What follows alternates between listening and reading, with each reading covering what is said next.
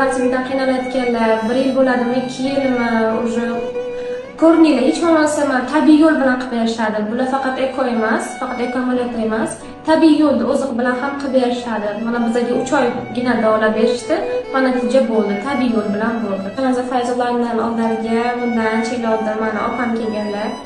Opamni o'zlari eko amaliyot orqali egizakli farzand bo'lganlar, o'g'il farzandli. Undan keyin ketma-ket yana ikkita o'zlari o'g'il farzand ko'rdilar.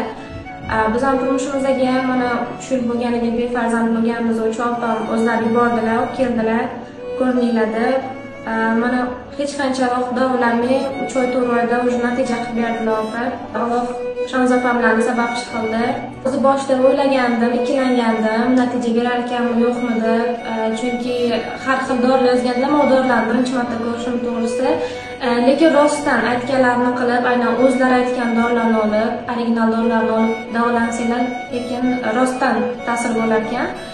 Shu narsaga boshida ikkilangandim, lekin o'sha natija bergandan so'ng o'zlariga ishonib qo'yib qo'ydim. Xudoga shukr, mana natija berdi.